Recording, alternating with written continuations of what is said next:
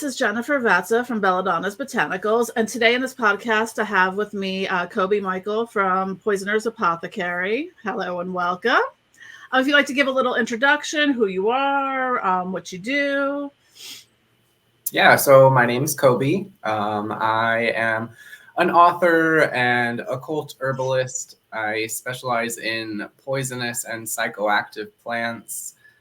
Sometimes those are synonymous with one another, and they're used in magic, ritual, specifically in witchcraft. And I run the Poisoner's Apothecary, which is an online educational resource and sometimes web store, and then also author of the Poison Path Herbal.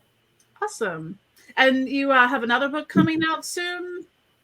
Yeah, so I just turned in the manuscript for my second Poison Path book, which will be called the Poison Path Grimoire. It'll probably be out, I would say, late winter 2024.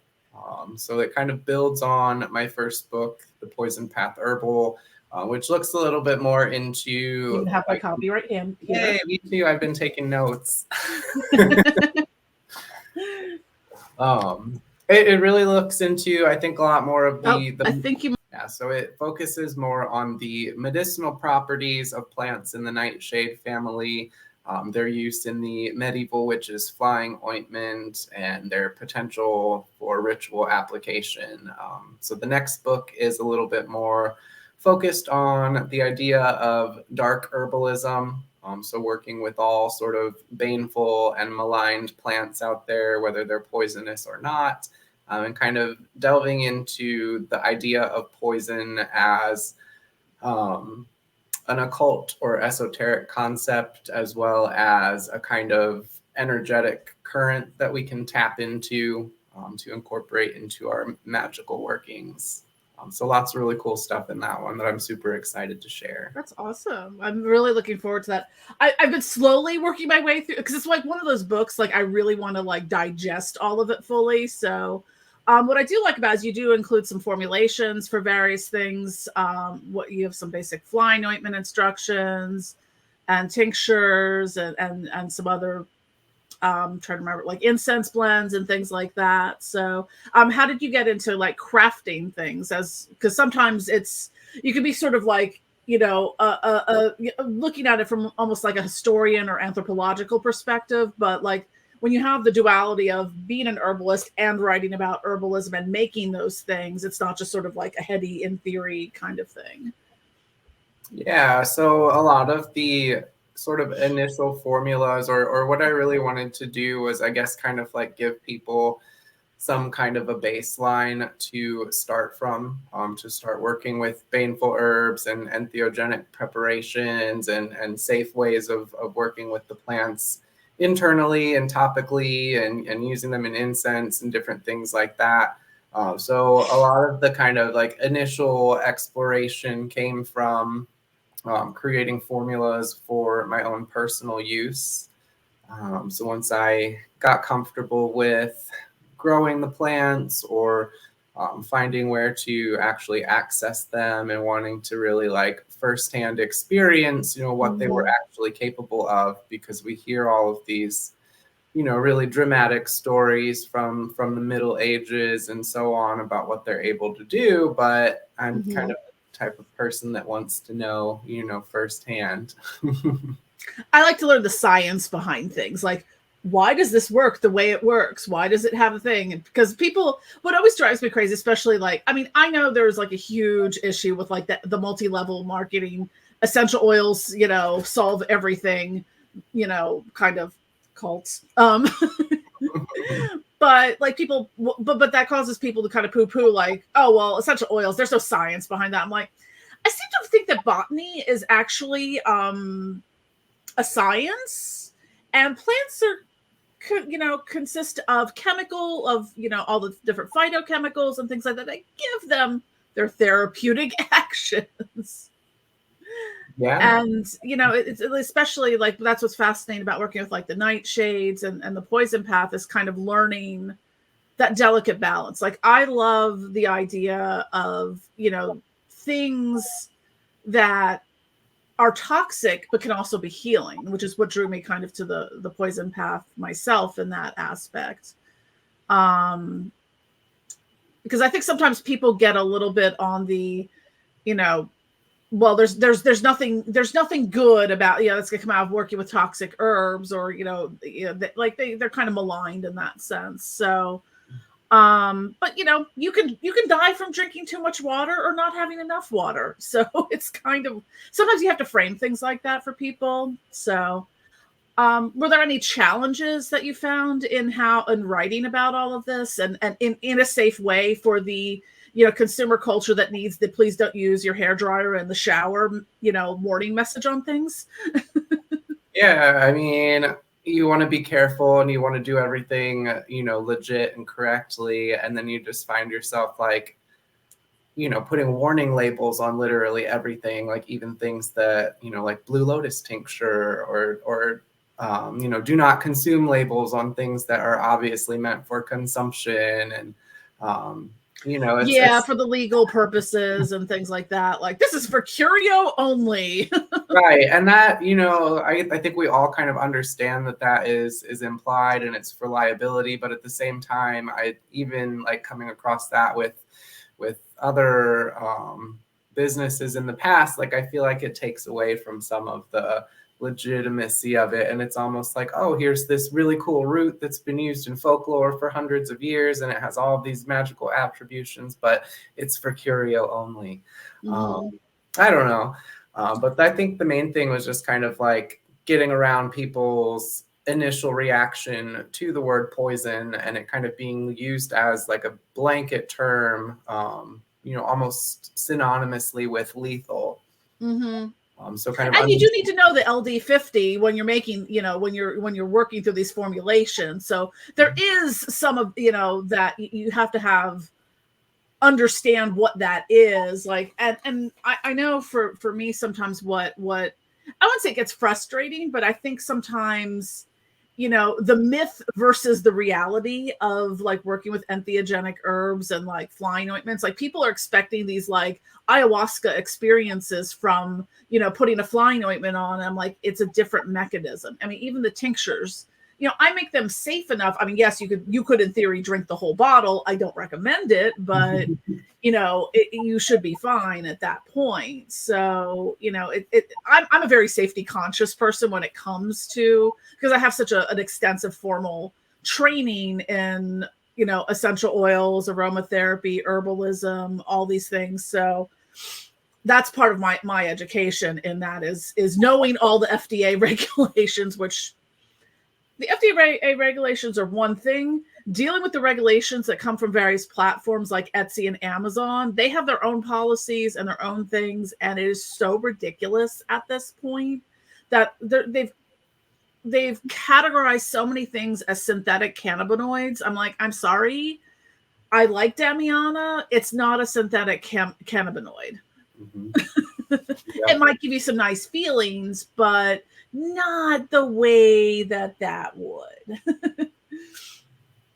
Yeah, you see like the same thing in Louisiana with sort of it's like Louisiana code like 152 or 159, something like that. That's just like a list of like 50 different plants that are completely illegal there, and it all having to do with like synthetic cannabis and spice and different admixtures for that. And it's just like, yeah, that might be the only state that has regulations for Amanita muscaria, but I don't recall what they are off the top of my head. Mm-hmm.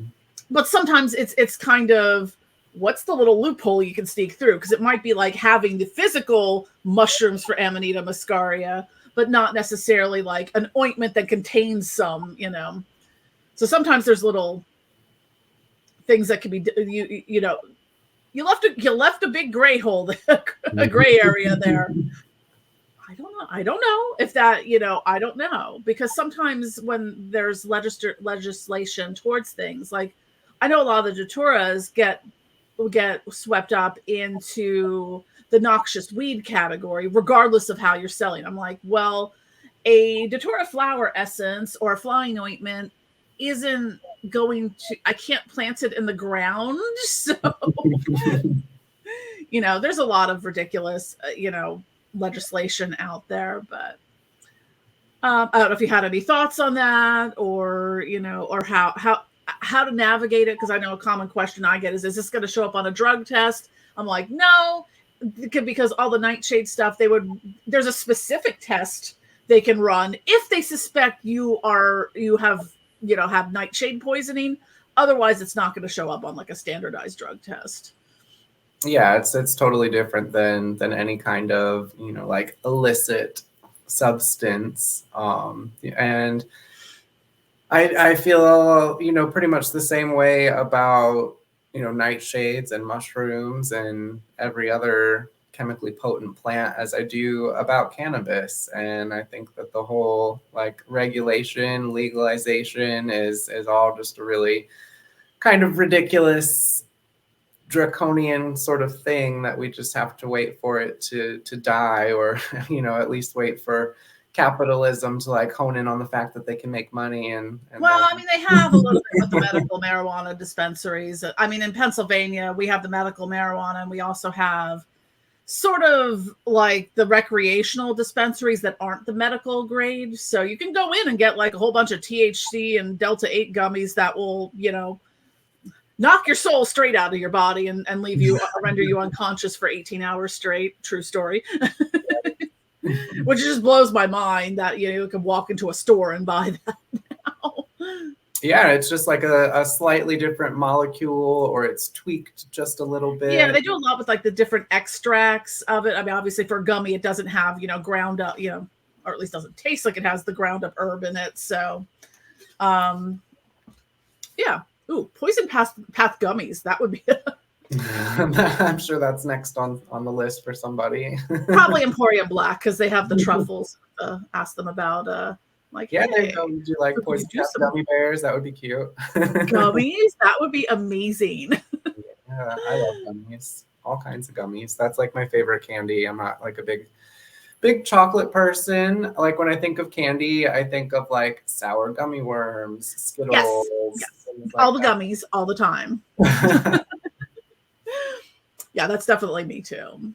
So, did you have any formal training as an herbalist, or in any of these areas? Because I know some people are self-taught, and that's fine. I'm a nerd. I love taking classes and learning things. Even if I already know it, I'll take a class in it again just as a refresher. Yeah, I wish I could say that I have some kind of formal training, or that I'm like a biochemist or something like that, but I'm really not. I call myself an occult herbalist, because mainly kind of interested in the occult side of it, but also have like a very scientific mind. And then from a practical standpoint too, needing to understand the chemistry to be able to really get in and work with this stuff has been a big part of it. So, mainly self-taught. I've been around plants and herbs and other herbalists for long enough that I've kind of absorbed a lot through osmosis. Yeah, that's how. I mean, I took Harold Roth's The Witching Herbs class a few years ago. Yeah, me too. And one of the ones, I think the intro to poison medicine, or maybe level 1 from Persephone's Path. Mm-hmm. Those are back probably 3 or 4 years ago already, but yeah, it's fascinating. Like, I mean, I think back to how I kind of got into it. It was just a random conversation. It was a twofold random conversation, because I think at the time, I think Amy Blackthorne had asked me if I carried any meditation balms, as she calls them.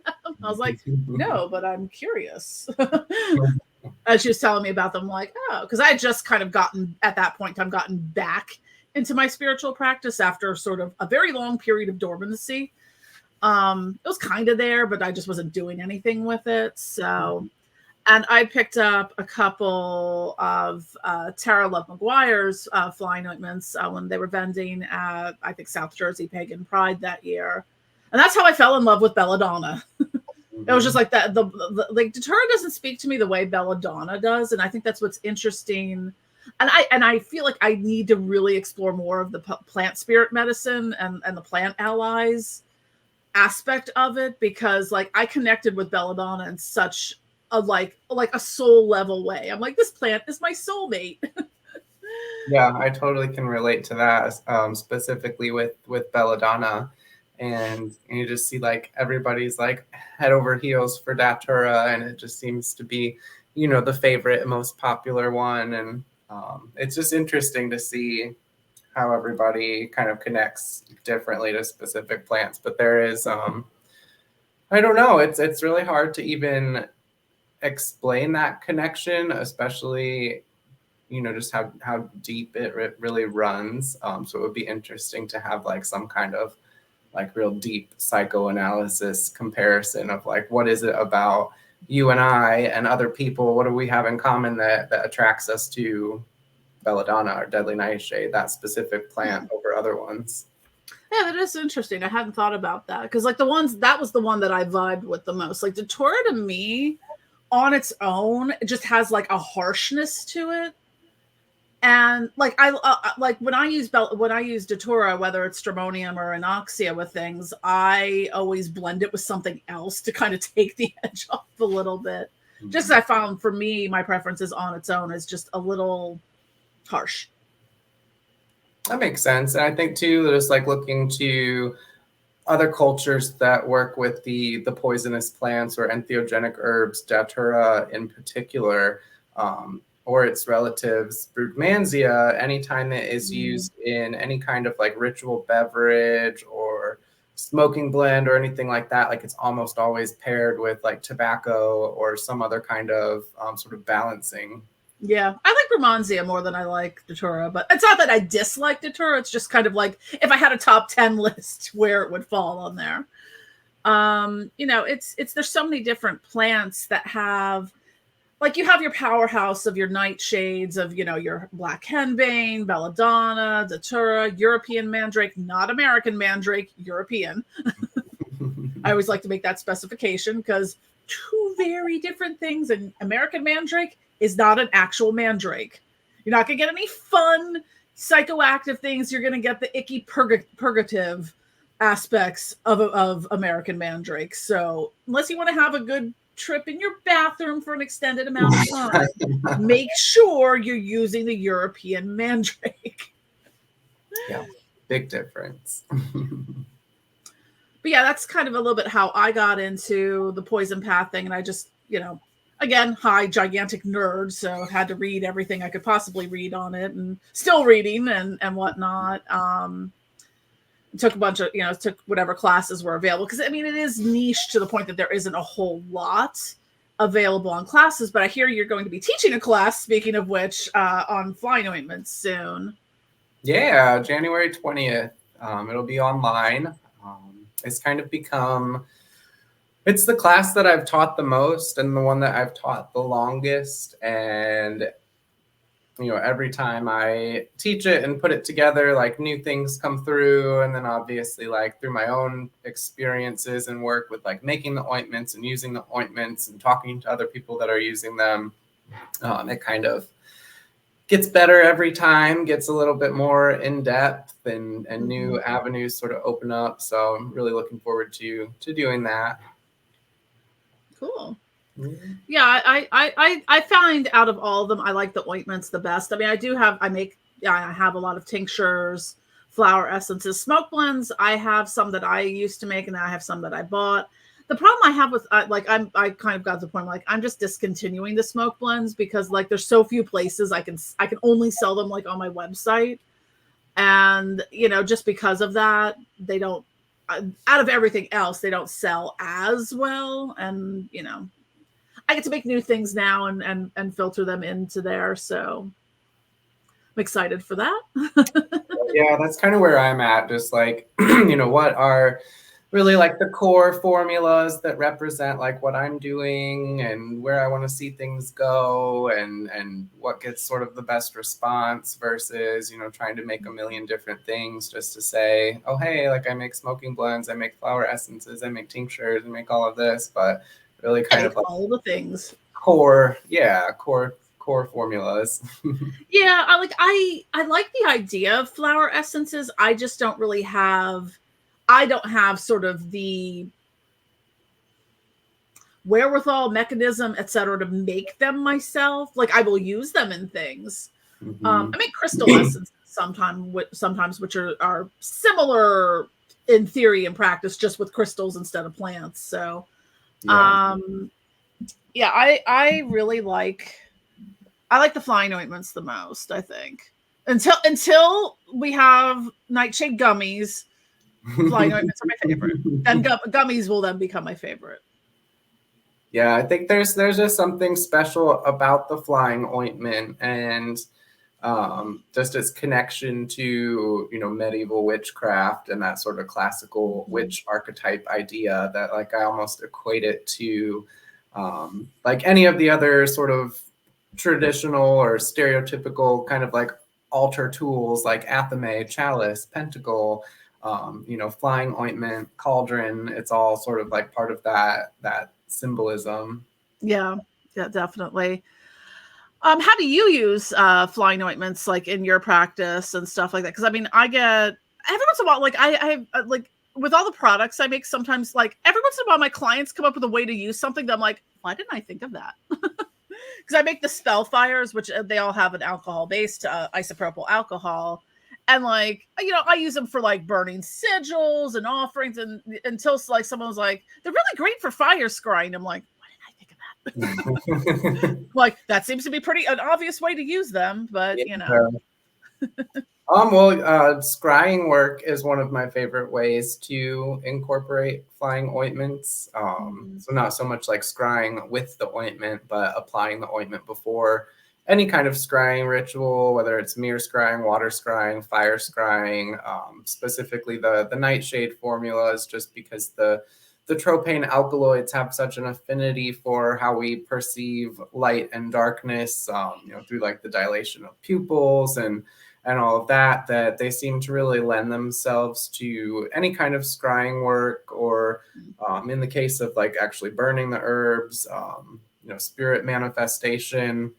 But I think in addition to, you know, applying the ointment and using the ointment in a ritual setting, whether it's for like drawing sigils or, you know, tracing like a doorway to open a portal, is the actual sort of like preparation process. And kind of like really ritualizing that, you know, actually brewing the ointment in sort of like an altar space setup, whether you have like a little Bunsen burner or something like that, so that you're actually getting like the fumes and things coming out while you're preparing it. That's cool. Yeah, they're I like really that. versatile. So there are other things like on like a lot of it we talk about these like entheogens and for consciousness expansion. You know, we can use all these herbs. I mean, there's obviously things that are not legal that you can use for that as well. Or you know, I find that for me, I like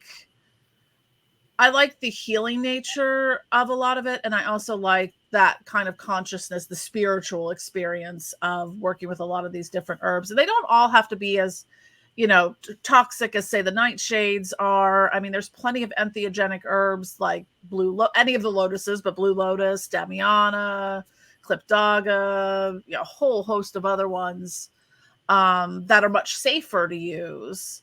So I don't know, what are your thoughts on sort of the toxic versus non-toxic experience? Yeah, there are a lot of, you know, very mild entheogenic or, you know, ethnobotanical herbs from all over the place, whether it's dream herb or clipdaga or blue lotus, or you know, there's just like a whole list of sort of legal gray area highs that, you know, they help you to relax, they loosen you up a little bit. They don't really get you stoned, so nobody's kind of like attacked them and tried to take them away. So as far as like meditation and relaxation and kind of enhancing, you know, your existing sort of trance work practices, I think that those can be really great and powerful allies. And as far as like partnering with the plant spirit, you know, blue lotus seems to be really good for any kind of like third eye opening, psychic work kind of things. You know, I think lotus in general, sort of opening up the crown and letting different divine transmissions come in and things like that. But they are much more mild, and it's for that reason that it would take, 10 pounds of it to really hurt you. Where with the poisonous plants, they they are low dose. So when used, very sort of focused, specific scenarios in specific and controlled ways, they can be really potent medicinally. But outside of that, they can cause harm. So they're pretty dramatic chemically. So I think there's a big difference kind of between that, where people hear the words entheogen and they automatically assume it's going to be like eating a handful of mushrooms, and with a lot of them it's not the case, especially if they're legal. Maybe if you ate 10 pounds of it, but if you eat a handful of belladonna berries, you're probably going to wind up in the hospital or underground. Yeah. I mean, have you ever had any side effects from working with any of these? The worst, the only two experiences I had occasionally, sometimes from using a lot of, I had this more with Datura than some of the other ones, was getting like a dry fever after using flying ointments a lot, which is just being uncomfortable and warm and not being able to sweat it out for a while. So you just are like, all right, it's naked time and I'm going to drink a lot of water. Yeah, you kind of get like that dry sort of feverish flushing is a possibility, or even like a little bit of almost like a hangover, but like very, very mild hangover where it's almost just more like feeling lethargic the next day. But never so much with flying ointments.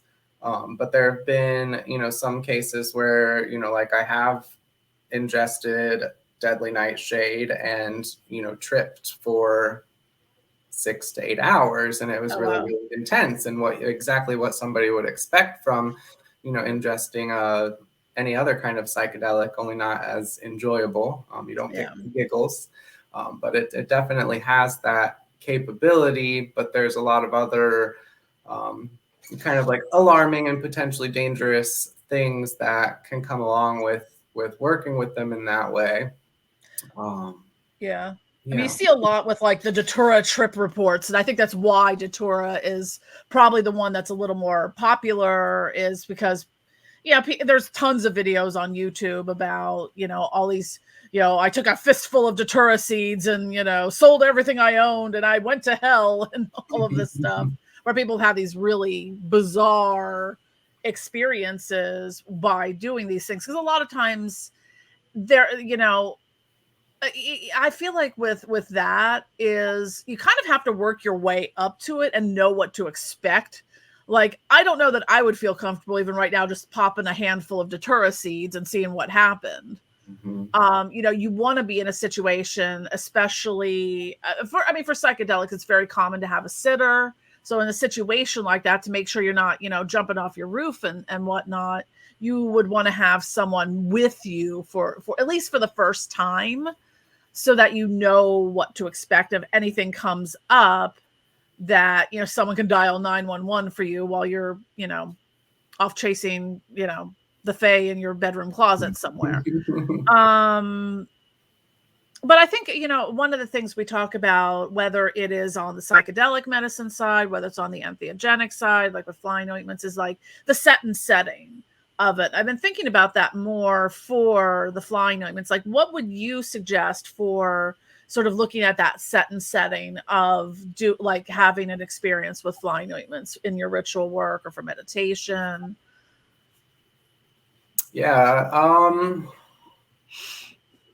So flying ointments for me are very much sort of under the umbrella of what we would consider traditional or classical witchcraft, where sort of the other side of it, you have like the more like psychedelic plant medicine ceremony.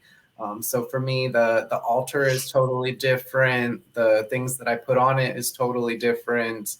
A lot of the spirits associated with the plants that are used in flying ointments are spirits connected to witchcraft, magic, sorcery, the underworld, the dead. all of those sort of like darker occult themed things. So sort of matching the theme, with that type of work seems to be more conducive to getting those types of experiences with flying ointments. Where with magic mushrooms, it's more like pretty colorful Christmas lights, and I have like my little elf figurines, my little duendes that I put out, more like connecting with nature spirits and different things like that. Not to say that that's not possible with flying ointments or nightshades, or that we can't incorporate magic mushrooms into more witchcraft looking practices. But sort of the reason and intention for choosing a specific plant or fungi to work with, or a specific formula, to kind of match the set and setting that you're setting up for yourself. So yeah, for me, I like, in any case, I like low lighting, or I have a lot of like those projectors that go like project color pattern stuff on the ceiling. The Christmas light kind of stuff, or the LED lights and things like that. I generally just prefer that kind of lighting in general, but for the set and setting aspect of it, especially for the flying ointments, since the atropine, if you're doing anything that's has belladonna in it and stuff, with the atropine, is that it causes your pupils to dilate. So bright light becomes really bright, and sometimes the colors get sort of a little more intense. So having the lower lighting and the colors, for me, I feel like kind of enhances that experience. Like I would not want to be out in like the bright desert sun doing belladonna, because I think I would be like, it's too bright. Yeah, that would be terrible. That would be miserable. I'd have to go find a cave somewhere. But yeah, so I mean, other stuff you do, like I noticed from your book, The Poison Path Herbal, and some of the other work, you do a lot with planetary influences and magic as well, I think. Yeah, so I think that the planetary correspondences are just sort of a really commonly understood way in the occult esoteric community to express these really abstract ideas about all of these different unrelated things that we associate with a specific plant. We can say, oh, all of those things are ruled by Saturn, or all of those things are ruled by Mars. And I think that the planetary categorization helps to kind of smooth all of the edges out and make everything cohesive. That makes sense. I mean, I don't do a lot within the planetary magic structure yet. I can't speak for, the days ahead, because I'm always exploring something new. But I think when you look at like the types of herbs, or even like, I find this with crystals, when I go out to a store and just kind of like start intuitively buying crystals, I've noticed that for whatever reason, all of the crystals I tend to buy in that impulse buy are always like heart chakra crystals. I'm not intentionally going out to buy the rose quartz and the rhodochrosite and the rhodonite and kunzite and all that stuff, but I'll come home with all these things. I'm like, as I'm looking it up, kind of finding more information, I'm like, heart chakra, heart chakra, heart chakra. I'm like, why am I attracted to these type of stones more than the other types? Or that it's, and I imagine the same thing with herbs. Like I feel like a lot of them are very Saturnian that we work with on the Poison Path, and it's kind of got me wondering. I'm like, I wonder what planet all of my favorite herbs are associated with. Yeah, I think at least understanding it and kind of using it like retrospectively to see how things line up is super helpful and insightful to maybe why you're choosing what you're choosing. I think like the Poison Path in general, it sort of attracts, it attracts all different sorts of people, but there is sort of like a common vein running through it, that, I think if we took a survey, that we'd make some really sort of interesting findings on, where people find themselves and the different plants they're associated with. Yeah, that would be fascinating. Like, cause I like my neurospicy brain, like some of that, like seeing the patterns and things and how everything connects and whatnot. Like I find that for me, that's just something that makes my brain giddy. Yeah, yeah. I remember when I first kind of started like my interest in the poison path, and I was also looking into like my own natal chart, and that I noticed that I had Saturn was retrograde in my midheaven. And I was like, oh my gosh, guys, like, does anybody else have this? Like, is this a thing? Is this why like I'm so like interested in these Saturnian plants? And thought that that maybe had to do with it. I don't think that it actually does, but it stuck out then. Yeah, it's interesting when you do look at your natal charts and stuff like that. Like for me, like mine is, I'm a very watery air sign with absolutely no earth anywhere. Like, I mean, you have to get so far out into those weird nodes and things to maybe find like a little bit of Taurus somewhere. But yeah, I'm a very watery air sign, which is a whole thing. Yeah, I don't have any earth either that I can think of. Yeah, none. No, maybe like Neptune in Capricorn or something like that, but that's about it. Yeah, I got nothing. I'm like, well, that could explain why I'm always floating off in the ether. But yeah, so also I wanted to talk about the Botanica Obscura conference. When did you start that? I know it's in its third year. Yep, third. Lucky 3. Nice. That's awesome. I spoke last year. That was a lot of fun. So tell us a little bit about the conference. You know, what to expect, the types of speakers, you know, various, whatever you want to talk about for it. Oh my gosh. Well, it's happening. It's not like it's an event that it has so many moving parts and a bunch of stuff. I'm a former event manager, so it's a big deal. It's a lot like behind the scenes stuff that just all of a sudden kind of comes together for X amount of days, but nobody sees like the 6 months of things leading up to it. I see. I know. I've been there. But Botanica Obscura Conference is an online virtual plant spirit conference. It draws in practitioners from the Poison Path, psychedelic spirituality, clinical herbalism, you know, all sorts of areas of green practice to kind of come together and share their knowledge and information. A lot of it is focused on poisonous plants, but not strictly. We do have like a lot of psychedelic, entheogenic, plant spirit medicine, green alchemy, all sorts of those. So for this year, I kind of capped it out because last year was way bigger than it probably should have been. So it's capped out at, I think, 26 presenters is how many we've got. So yeah, we'll be doing that March 8th, 9th, and 10th. And then you'll be back again presenting for 2024. Yes. We'll be talking about how psychedelic medicine saved my life. Yeah. Oh, I can't wait. Yeah. And hopefully I will put the presentation together sometime between now and then and not like 3 hours before. Yeah, hopefully. We'll have to talk to ADHD about it. Yeah, either way. Sometimes ADHD does better 3 hours before than 3 months before. I have no control over these things. It's whoever's in the driver's seat that day. Right. But no, I have a good idea of what I want to talk about. And yeah, there's a few bits of like, you know, factoid research things. So I'm not, you know, saying it wrong, but I'm looking forward to it.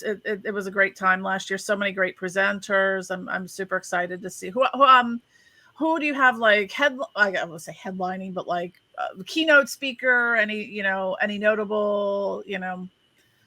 Oh gosh. Well, everybody's like notable. Well, everyone's notable, but you know, excited about the lineup this year, and just like it really is sort of representative of all the different little areas that I wanted to bring together. So we do have a keynote speaker who is named Tefa Honan.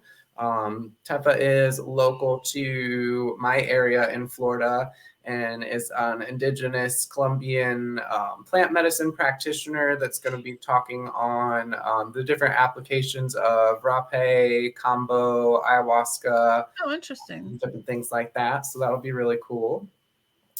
We've got. Is rape the one that's like a tobacco you sort of snort? Yeah, I've tried that before. Yeah. It's different. Mm-hmm. It grows a little bit. I might still have some now that I think about it. I have like a big chest of just all sorts of goodies I've collected over the years.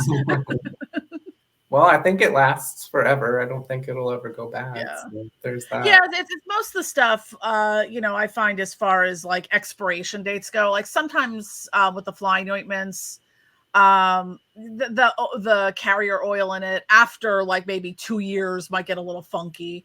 I imagine maybe as things kind of degrade over time that it might lose a little bit of efficacy.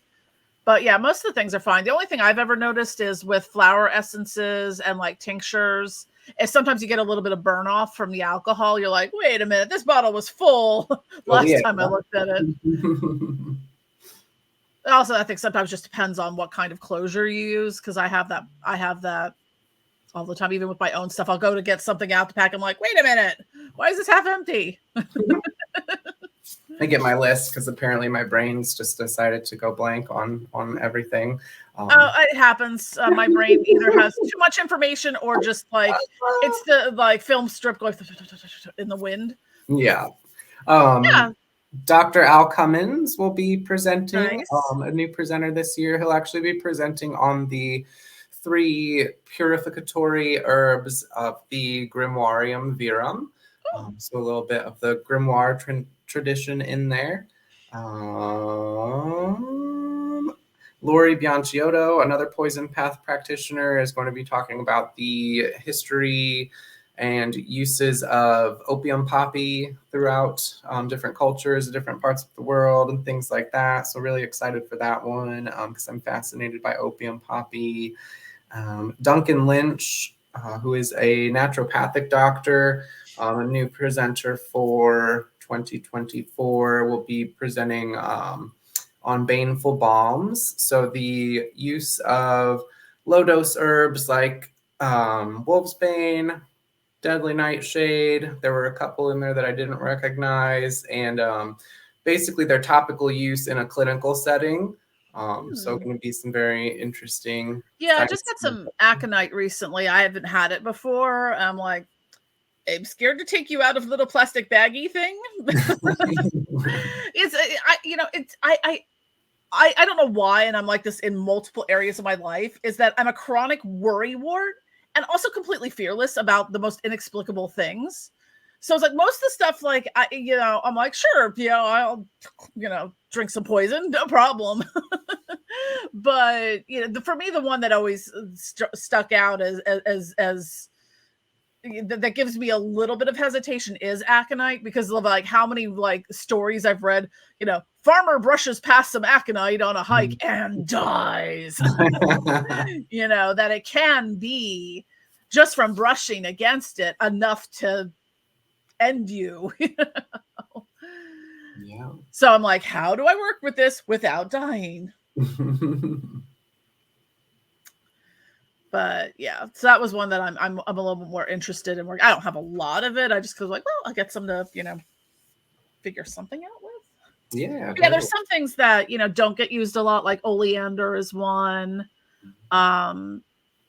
You as well. Like I know that one's kind of in that toxic, but I don't know necessarily that has like a lot in the way of entheogenic use to it. Yeah, I don't think so. I think like the toxic dose, with ingestion is so low that if there were any entheogenic potential for it, I think it would probably kill you before you experienced it. There. You'll have a tripping exit strategy. That's about all. But yeah, there are some that are just like, there's a lot of different types of poison plants that just don't get worked with because they're just so toxic. Like, we're not working with strychnine here, So, which I think is something they use in rat poisons. Yeah, if I'm not mistaken. Yeah. So I wanted to, we've been going about 45 minutes, so we can kind of get into the wrapping up mode. But so tell us what's going on with Poisoners Apothecary, because I know you are shifting around a little bit of what you've done with the business as of like Halloween, I believe. You made some changes. Yeah, some big changes.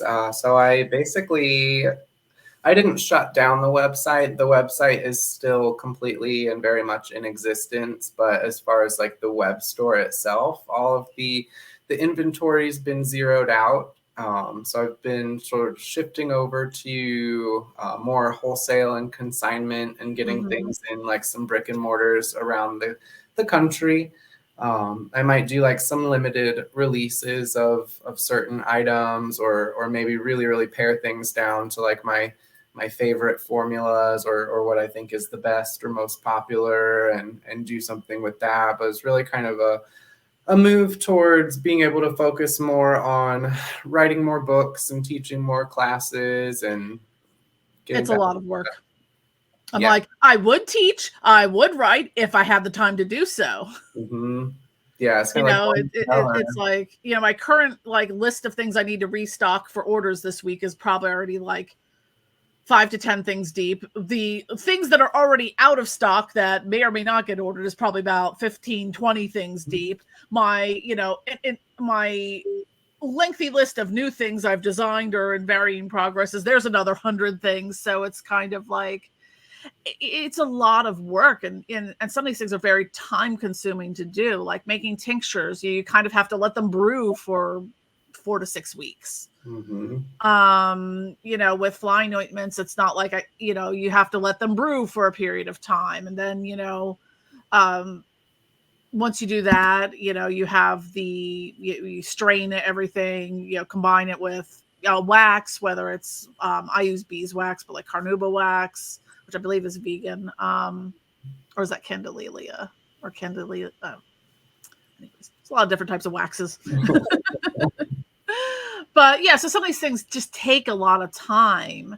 So I believe me, I completely get that. Like, I'm trying to figure out how to incorporate, like, we're going to pick one day a week and maybe make that a writing day so I can actually write something. Yeah, you almost have to force yourself or like carve out the time. And, yeah, you know, you think of even like an energetic standpoint, like we're not just making, you know, perfumes to smell good, even though, you know, they can all have their ritual intention, but it's like something as simple as filling a bottle of ritual oil or putting labels on things. Like, you're still like processing and transmitting and thinking about like the intention, who's going to be using it, what are they using it for, what are the implications of that. And it's just like, the shit's exhausting. Yeah. and then to try to write on top of that when you're just like, words hard. Sentence no can make at this point. Because yeah, it's just a lot of this, especially if you're doing any kind of like divination readings or rituals for clients, like it just wipes you out. Like, there's, you know, if I'm doing like any kind of channeling or divination, like I kind of have to set aside a period of time to do that when everything else is kind of like okay. So it's for me, I'm not the greatest person at scheduling myself.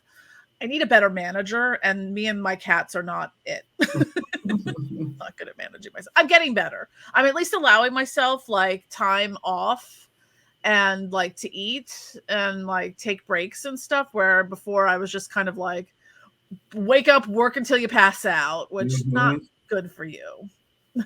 Yeah, it lasts for a little bit, but eventually the reserves kind of burn out, and, you know, you feel like you're wasting time by eating or by sleeping. But you find out like long term, then you're able to work more efficiently, I think. And that's a hard lesson for me to learn too.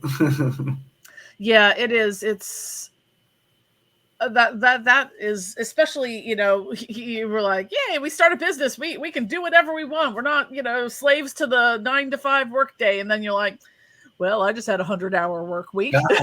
Yep. That's how many hours was I conscious this week? Okay, I was working for all those. So yeah, it is getting into better habits with a lot of those things. So is there any final thoughts on, you know, anything you're doing, any Poison Path stuff, nuggets of wisdom, you know, anything of that you'd like to close with?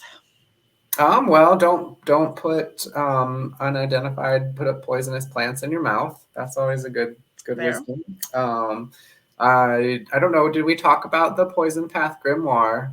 A little bit, but I'm trying to remember now. I'll remember during editing if we did. I think you mentioned a little bit of it.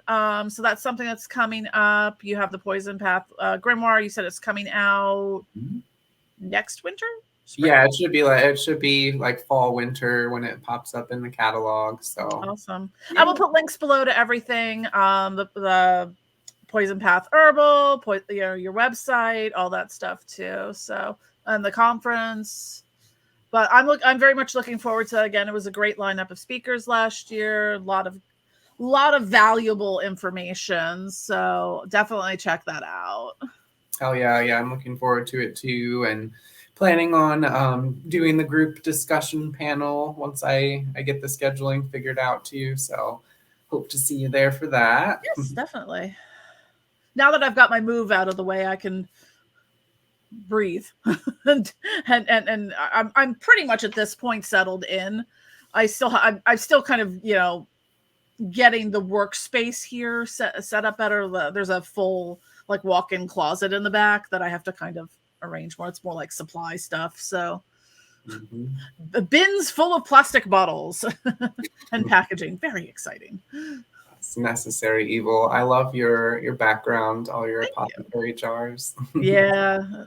It's only like a very, actually all you can pretty much see are the top shelves are all the Poison Path stuff. Oh, nice. Hi. Hi, Belladonna. Yeah. So, and then that one is all of my essential oils and fragrance oils and some colorants. Nice. I have a lot of stuff. Lots of inspiration. But yeah, that's the thing too, is like with what we do with making these things, it's a lot of stuff. Like I probably on average, it's a cat, I probably on average put in like, I feel like since I moved, I've been ordering like $1,000 of supplies every week. It's just, and things never get any cheaper. So